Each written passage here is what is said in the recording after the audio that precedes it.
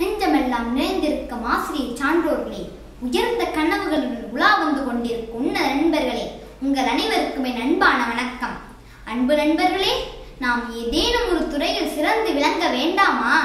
சரித்திரம் படித்தால் மட்டும் போதுமா? படைக்க வேண்டாமா? செயற்கரிய செய்வார் பெரியர். அந்த பெரியவர்களை பற்றி அறிந்து கொள்ள ஆவல். என் வீட்டில் ஒரு சிறிய நூலகம். அங்கு சட்டென பட்டது ஒரு புத்தகம். ஆம், கணித மேதை ராமானுஜன் என்ற இந்த புத்தகம்.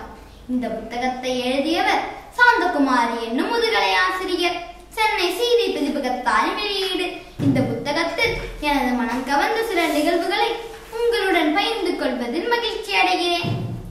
நஞ்சையும் புஞ்சையும் கொஞ்சி விளையாடும் தஞ்சை தரணி. அங்கே கோயில் நகரமாம் குழந்தையில் தோன்றியவர் ராமானுஜன். விளையும் பயிரல்லவா, முளையிலேயே தெரிந்து விட்டது. 4 வயதிலேயே கணிதத்தில் அபார திறமை.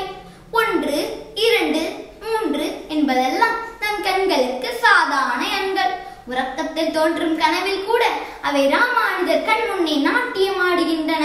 அனந்தராமன் என்ற நண்பர் தூங்கிக் கொண்டிருந்த ராமானுஜரை எழுப்புகின்றார்.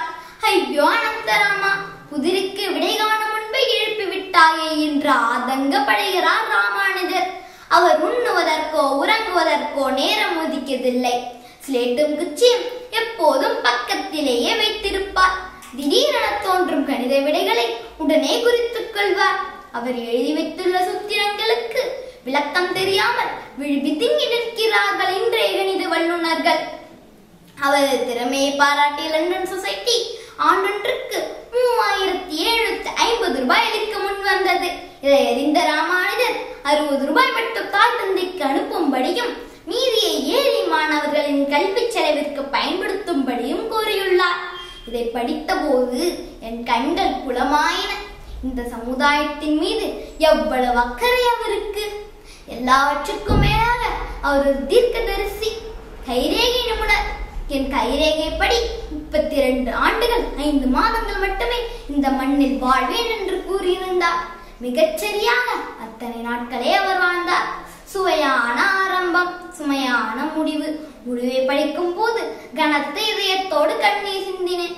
விதி வலியது என்று என்னை நானே தேற்றிக் கொண்டேன். அவர் வாழ்ந்த இந்த மண்ணில் நாமும் வாழ்கிறோமே என்ற ஒரு சிறிய மனநிறைவோடு முடித்துக் கொள்கிறேன். நெருநல் ஒருவன் என்று இளையனும் பெருமை உடைத்து இவ்வுலகு. நன்றி, வணக்கம்.